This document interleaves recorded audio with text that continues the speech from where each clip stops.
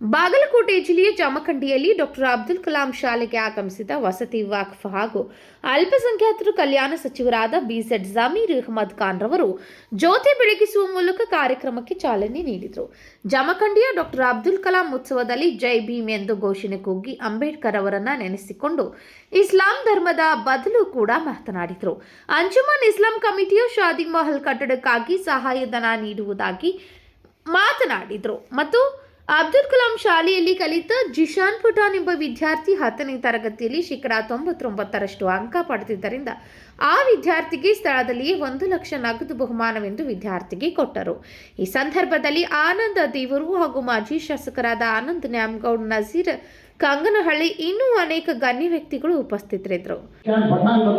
एक बच्ची जो है बच्ची एक बच्चा जीशान पठान को एक बच्चा एसएलसी के अंदर 99% मार्क्स किया गया है. वो बच्चे को मेरी तरफ से कहा बच्चा आप स्टेज में वो बच्चे को मेरी तरफ से रूपो शिकर को मेरी तरफ से कैश प्राइज 1 लाख रुपए जरूर बच्चे को कैश प्राइज बच्चे को जरूर ये के लिए दुआ की दरखास्त करते हुए मेरा दूसरा प्रोग्राम की वजह से मैं जरूरी अर्जेंट की जाने की वजह से ज्यादा बात करते हुए आपसे माफी करते हुए इलाही से भी माफी करते हुए मैं आपको बुरा नहीं मानना.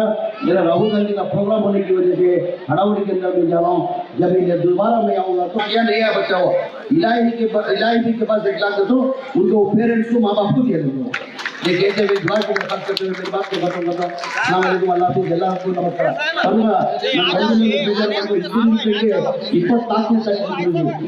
ಗಂಟೆವರೆಗೆ ಇಡೀ ಕರ್ನಾಟಕ ರಾಜ್ಯದಲ್ಲಿ 42,345 ಮನೆಗಳು ಕೊಡ್ತಾ ಇದ್ವಿ.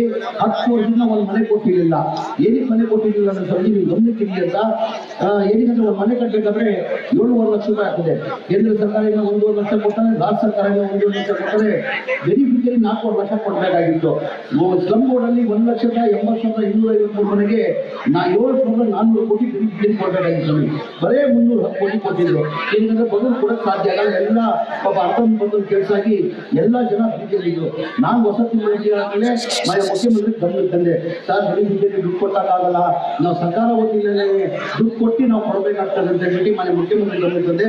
ಅವ್ರ ಮನೆ ಮುಖ್ಯಮಂತ್ರಿ ಬಡವ್ರ ಬಗ್ಗೆ ಈ ಗ್ಯಾರಂಟಿಗಳನ್ನು ಬಡವ್ರ ಬಗ್ಗೆ ಕಾಲೇಜ್ ಇಟ್ಕೊಂಡು ಇಲ್ಲ ನೀವು ಹೇಳ್ತಾರೆ ಸತ್ಯ ಬಡವ್ರು ದುಡ್ಡು ಕೊಡಕ್ಕೆ ಸಾಧ್ಯ ಆಗಲ್ಲ, ಅದು ಎಷ್ಟೆಲ್ಲ ಕಷ್ಟ ಆಗಿ ತೊಂದರೆ ಆಗಿದೆ ಅಂತ 2024 ಕ್ಯಾಬಿನೆಟ್ ತಂದು ಅಪ್ರೂವ್ ಮಾಡಿದಕ್ಕೆ ಹೋದ ವರ್ಷ 2024 ಮೇದಲ್ಲಿ 36,740 ಮನೆಗಳು ಕೊಟ್ಟರು ಬಡವರಿಗೆ. ಈಗ 42 ಸಲ ಕೊಡ್ತಾ ಇದ್ದೀವಿ. ಏನಕ್ಕೆ ಸ್ವಾಮಿ ಇದ್ರೆ ಬಿಜೆಪಿ ಅವ್ರು ಕೊಡಕ್ಕೆ ಸಾಧ್ಯ ಆಗಿಲ್ಲ, ಜನತಾದಳವರು ಏನಕ್ಕೆ ಕೊಡಕ್ಕೆ ಸಾಧ್ಯ ಆಗಿಲ್ಲ? ಅವ್ರು ಯಾವ ಗ್ಯಾರಂಟಿನೂ ಇಲ್ಲ, ನಮ್ಗೆ ಕೊಡ್ಬೋದಾಗಿತ್ತು ಅವರು. ಆಮೇಲೆ ಇಲ್ಲೇ ಅರ್ಥ ಮಾಡ್ಕೊಂಡಾಗ್ತದೆ ಬಡವ್ರ ಬಗ್ಗೆ ಅವ್ರಿಗೆ ಕಾಳಜಿ ಇಲ್ಲ. ಮನೆ ಸಿದ್ದರಾಮಯ್ಯ ಕಾಳಜಿ ಕಾರಣಕ್ಕೆ ಇವತ್ತು ಒಪ್ಕೊಂಡಿದ್ದಾರೆ. ನಾನು ಪ್ರಸಾದ್ ಹಬ್ಬ ಅವರು ಈ ಕಾರ್ಯಕ್ರಮ ಬರಬೇಕಾಗಿತ್ತು. ಪ್ರಸಾದ್ ಹಬ್ಬ ಅವರು ನಾನು ಬೇಡ ಅಂತ ಅಣ್ಣ ಅವ್ರು ಬಂದವರು ಕೇಳಿದ್ರಿ. ನಾನು ಪ್ರಸಾದ್ ಹಬ್ಬ ಅವ್ರಿಗೆ ನಾನೇ ಬೇಡ, ನಾನು ಹೋಗ್ಬಿಡ್ತೀನಪ್ಪ, ನೀನು ಬಂದರೆ ನಾನು ಹೋಗ್ಬಿಟ್ರೆ ಅದು ತೊಂದರೆ ಆಗ್ಬಿಡ್ತಾರೆ, ನಮ್ಮ ನಾಯಕರು ರಾಹುಲ್ ಗಾಂಧಿ ಬರ್ತಾರೆ ಅಂತ ಅವ್ರು ಬಂದಿಲ್ಲ. ಸ್ವಾಮಿ ನಿಮ್ಮ ಆಶೀರ್ವಾದ ಆಗಲಿ, ನಿಮ್ಮ ಸಹಕಾರ ಆಗಲಿ. ಇಡೀ ರಾಜ್ಯದಲ್ಲಿ 42,345 ಮನೆ ಕೊಡ್ತಾ ಇದ್ದೀವಿ. ಆದರೆ ತಾವು ಬರ್ಬೇಕು ಸ್ವಾಮಿ, ಒಳ್ಳೆ ಕಾರ್ಯಕ್ರಮ. ಉದಯ ಉಸ್ಮಾನಿ, KMM ನ್ಯೂಸ್, ಜಮಖಂಡಿ.